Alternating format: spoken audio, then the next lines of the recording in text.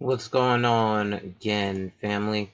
This is your boy here with another gem with some real estate stuff. So this is a New York roommate agreement.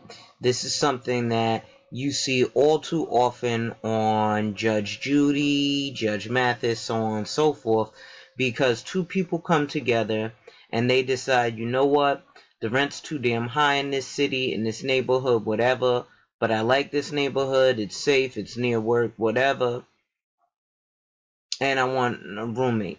So there's actually a legally binding document that you and your roommate can have drawn up, or actually go ahead and have. Most of your real estate agents should have this. And this is an agreement between the two of you.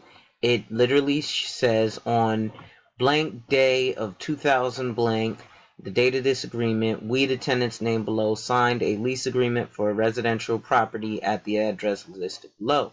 Entering into this roommate agreement, we hope to ensure that rental responsibilities will be understood and shared by all roommates described as in this agreement.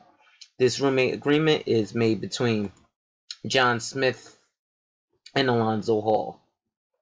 The roommates will reside at whatever property. So just so you see how it works.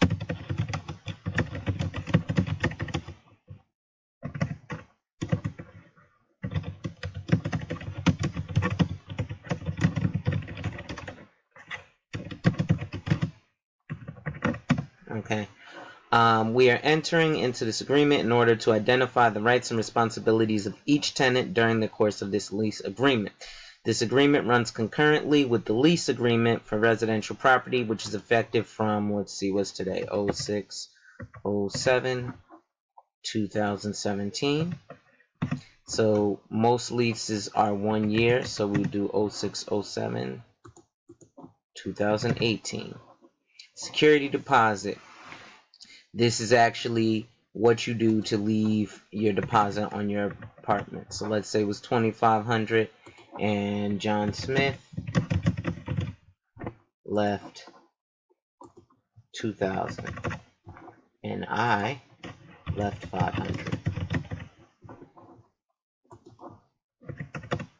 So now there's no need to go to court because you guys have already entered into, you've paid X amount of dollars to the roommate on, to the landlord on X amount.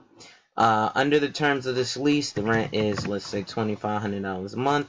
Each person's going to pay their portion. So we'd say John Smith is going to pay $1,250. Lonzo Hall and pay $1,250. Rent must be paid in the form of a check and to the landlord. A lot of this is very specific. First day of each month. Household supplies. A single ledger with item description, cost, and date of purchase will be kept listing all household supplies purchased by each roommate. The supplies may include such things as paper towels, toilet paper, cleaning fluids, dish detergent, foil, plastic trash bags, scrub brushes, and any other goods needed for the home, which will be shared by all roommates. The purchaser of household supplies will be entitled to reimbursement from their roommates. Kitchen use and cleanup. Food expenses will be shared individually. Food will be purchased individually by each roommate. Food may not be borrowed by without purchaser's approval. Each roommate will have blank storage space available. So this is literally breaking down the agreement between you and your roommate. This has nothing to do with the landlord. This is just between you and your roommate. So you guys both have a document showing that what you guys are going to do.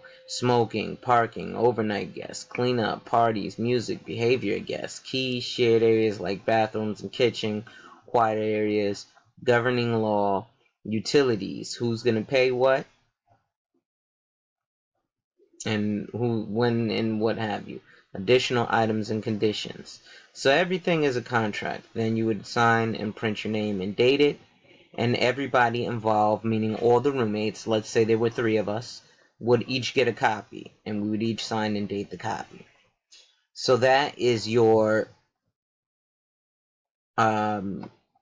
agreement or roommate agreement in the state of New York. Again, this doesn't just apply to New York. This one is specifically made by the state of New York for the state of New York, but each state will have their own. With that being said, the next video I would do will actually be of a lease agreement. With that being said, Black Lives Matter. One love, I'm out.